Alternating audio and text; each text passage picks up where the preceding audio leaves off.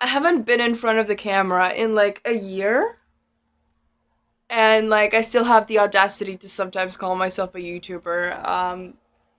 I felt like that was a crime, so here I am. As some of you might remember, I was raising funds for top surgery last year because I had realized that I am not cisgender, and if I don't get my tits chopped off ASAP, then I'm gonna fucking murder someone. That was an exaggeration. But like I would have murdered someone if that gave me a flat chest, you know? My final top surgery date was on December 27th, and ever since then, my life has just gotten better and better. And today is June 27th. I hope it's still June 27th by the time this video goes up because I ended up procrastinating filming, so now I'm filming it on the day that I wanted to upload it and may not make it. But who knows? We'll see. In celebration of it being 6 months since I had my top surgery, I decided to ask you guys to ask me some questions, and I would answer them, and all is good. So yeah, let's go. I've tried to order these questions in a logical order, but if this video still sucks, then you have the right to yell at me. First question is, was the recovery process difficult? Were there severe pains? When could you lift heavy things again without problems? Um, I mean, this is the only surgery that I ever have had that I remember of. When I was little, that I got my two toes were stuck together and they had to like cut them apart. That's the only other surgery that I've had, and I don't remember anything of it. But for me personally, the recovery wasn't super difficult. Obviously, there were, certain issues since you're recovering from like massive amounts of tissue being removed from your body. In my case, it was 2 kilograms because I had some huge badonkadonks. So, about the pains, I wouldn't say there were severe pains, but that I feel like is mainly because for like the first part of the recovery, I was just drugged up on painkillers the entire time. Like it wasn't like high or anything. Obviously, I mean maybe not so obviously.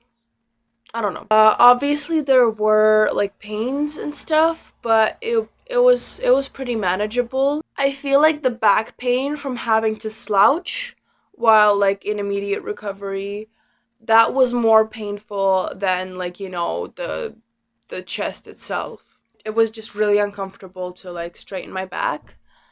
As for lifting heavy things, I'm not sure of the exact moment where I could lift them again, but I do know that like up until like March, so like 3 months in recovery, I was still kind of like scared to like lift anything heavy.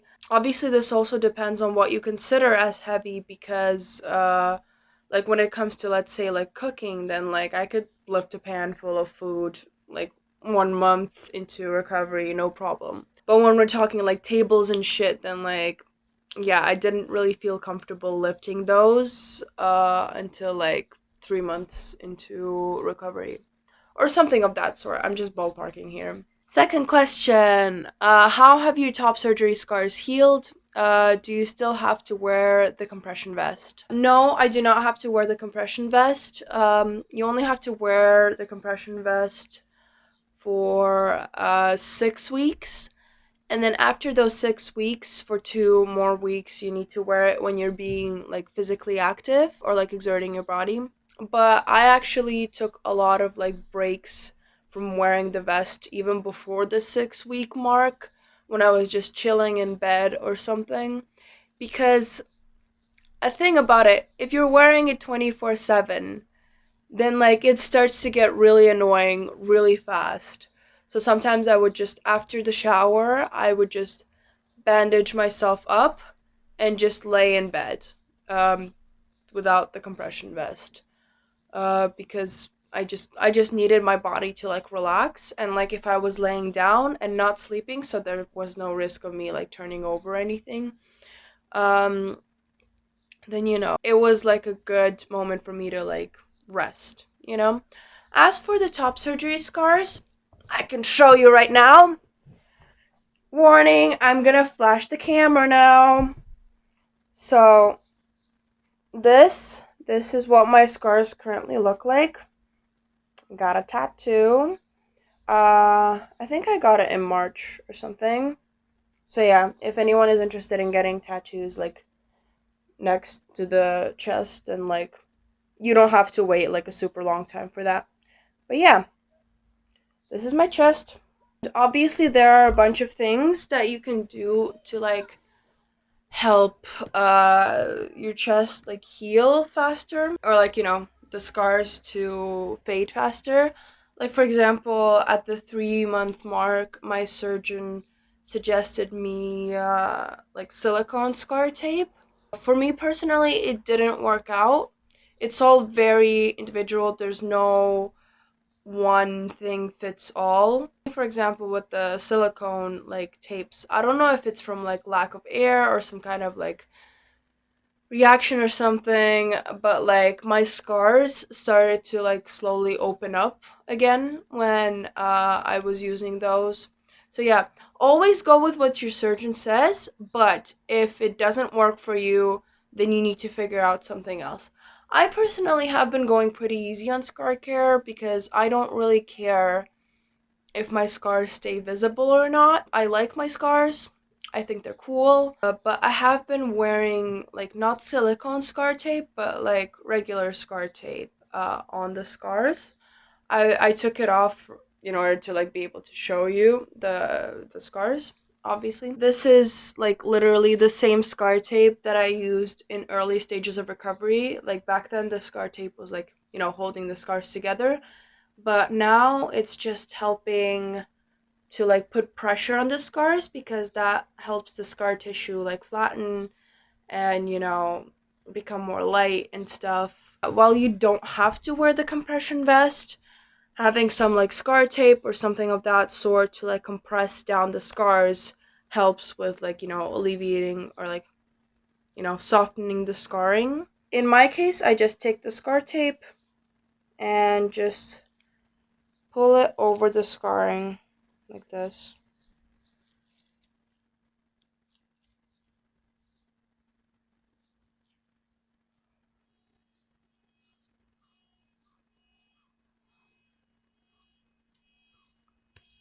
There, one, and second one.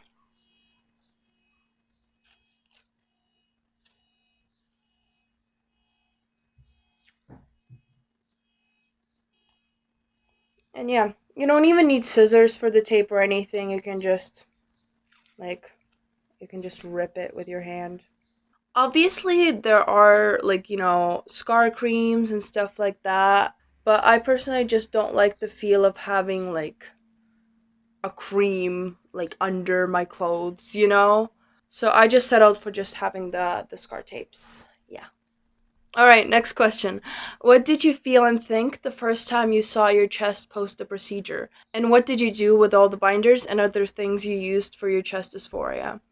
So, the first time that I saw my chest, after surgery, like both bandaged and later on unbandaged, I was just ecstatic. You know how like when you look in the mirror and something it just feels right? Because since I had started puberty, I grew really large boobs. um Pretty fast. So as far as I could remember, I always had like fucking huge fat sacks like hanging from my chest. And being able to see myself without these fuckers like bothering me, it was just like a huge wave of like happiness and euphoria. But that kind of like wore off, and like for me it's just kind of like this is normal. This is me. It's nothing to like be like super freaking out about because that's my body. That's me. That's right. This is my new normal and I love it, you know? But it wasn't like a every single time I looked in the mirror, you know? But yeah, first time was definitely like a super happy moment. I'm gonna insert some clips if I have any. mul on nii hea meel, nagu ma tõusin püsti ja ma vaatasin peeglisse ja mul nagu tuli siuke fucking eufooria peale. Nagu mul on nii emotsionaalselt nagu ma olen nagu I am over the moon, nagu mul on jah, jah, ma lihtsalt vaatasin peeglisse ja ma olin nagu see näeb nagu õige välja, you know? Nagu mind isegi ei huvita, kui nagu mu keha ei näe nii esteetiline välja, kuivõrd ta võiks nagu. See lihtsalt, see nagu, see on õige, you know?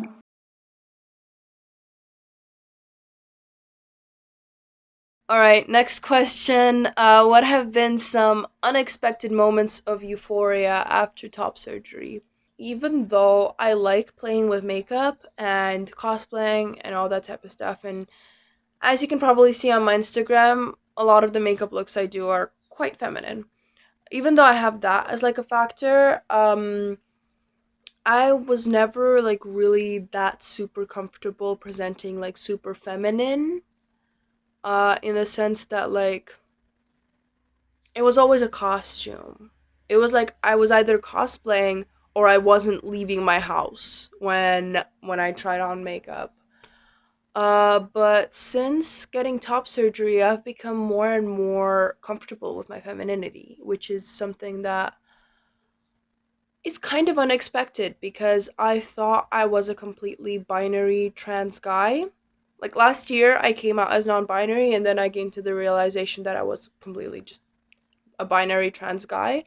But now I'm not so sure anymore. I'm like doubting whether I'm gender fluid or stuff like that. Next question, how long did it take to gather the money for top surgery?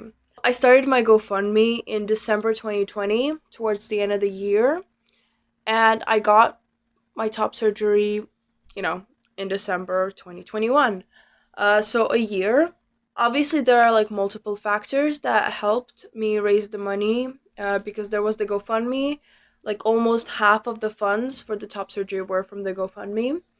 Then I went to work in the summer in a grocery store. I worked 12-hour shifts, like 5, 6 days a week. Shit was brutal. I didn't spend pretty much any money. Any money that I got for gifts also just did not touch it. Like I treated myself to like little things every once in a while, but generally I was like on a no spending regime like the whole year. And another thing that kind of difficult to admit, but I feel like, you know, shit should be destigmatized. I did some like sex work online on the side, to raise money, for top surgery, about like 600 euros out of the 3,500 euros that I paid for my top surgery were from sex work. It wasn't anything like, you know, explicitly showing my body. It was fetish content. If any of y'all are interested in the topic, then I can make a separate video on that. I have to acknowledge that I'm extremely lucky, in that sense, because a lot of people do not have the opportunity to just pull this kind of shit, you know, within a year. All right, next question. How has your sexuality affected your gender? I'm bisexual, but I've always had more of a preference for women up until very recently. You know how like sexuality can like fluctuate from one side to another. I battled a really long time with my gender identity before accepting that I'm trans. So I lived most of my life in this kind of like limbo of like technically girl, but not really, but also like I'm attracted to girls. And like, oh, what am I, you know? I'm still kind of confused in terms of my gender because the way that I grew up being like perceived as feminine and liking women, my experience with gender and sexuality has been very sapphic for most of my life. And now being a guy and not exactly fitting into the sapphic definition, it is kind of like an in between feeling. Like, I don't feel necessarily non binary, but I don't feel like I fit that neatly into the definition of man simply because how I've grown up and how I experience things is very much sapphic, you know? And obviously, that doesn't mean that all trans guys that have grown up in a similar way to me are the same way. But I personally feel very attached to the sapphic identity I used to have before coming to terms with being trans. And I don't really know how to deal with that. I feel like my attraction to men is gay, which it is because I'm a guy. But I also feel like my attraction to women is also queer in some sort of way, you know? I don't know if that made sense to anyone. Maybe I should like make a separate video to like articulate this kind of stuff better. Um but yeah. Next question. Actually, this is the last question. How do you exactly become legally trans in Estonia? That depends on what you consider as legally trans. If you have a gender dysphoria diagnosis, you're already like medically trans. The next step from that is in Estonia, there's kind of like a system where if you want to transition, you have to go in front of like a commission of people who hear you out, hear your life story, try to assess if you're good to like, transition. The trans healthcare system in Estonia is literally the council will decide your fate. um but yeah, in front of the